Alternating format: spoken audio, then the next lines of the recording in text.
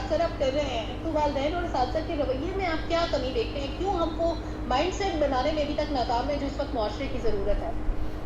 उसकी वजह यह है बेटा कि पिछले कुछ अरसे से हमारा जो वैल्यू सिस्टम है ना हमारी ख़ानदान का और हमारे माशरे का, वो बहुत रैपिडली डिटीरियोरेट हो रहा है। लोग कहते हैं ना कि पाकिस्तान में तरक्की नहीं हुई, तो उनका ख्याल होता है कि यहाँ सड़कें नहीं बनी, यहाँ पुल नहीं बने, यहाँ जो है इकॉनमी नहीं बूस्ट की, ये सब चीज़ें दुरुस्त होंगी।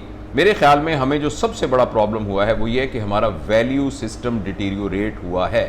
एक ज़माने में, और ये ज़माना इतना पुराना नहीं है, मुझे याद है जब मैं छोटा होता था तो मुआशरे में इज़्ज़त के काबिल वो शख्स होता था जो ईमानदार होता था, जो करप्ट नहीं होता था, जो दयानतदार होता था।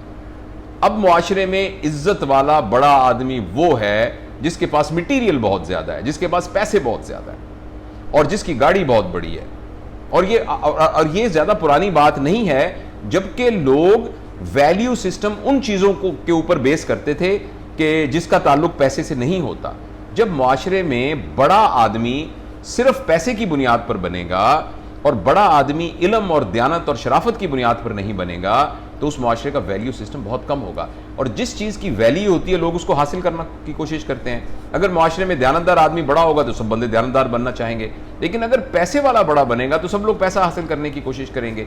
तो पैसा हासिल करने की कोशिश हमारे पूरे तालीमी निज़ाम का सेंट्रल पिलर है। जब आप और मैं अपने बच्चे को स्कूल दाखिल कराने जाते हैं तो ना मेरे जहन में, ना बच्चे के जहन में, ना उस इदारे के जहन में ये होता है कि हमने एक बाकिरदार इंसान बनाकर मुआशरे को देना है।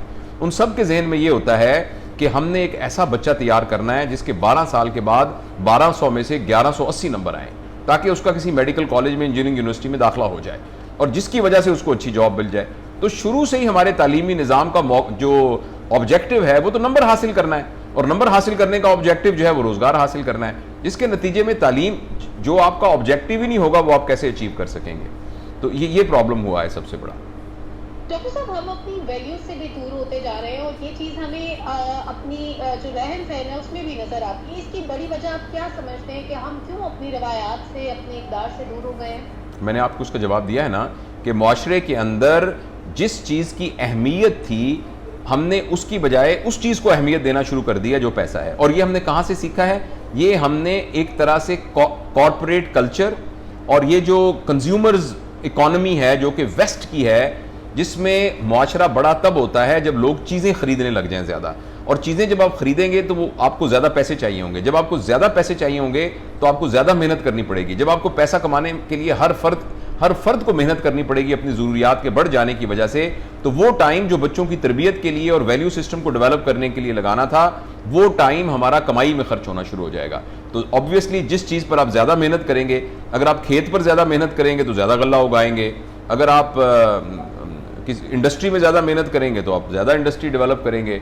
इसी तरीके से जब आप अपने वैल्यू सिस्टम पर मेहनत ही नहीं करेंगे तो वैल्यू सिस्टम डिटीरियोरेट हो जाएगा।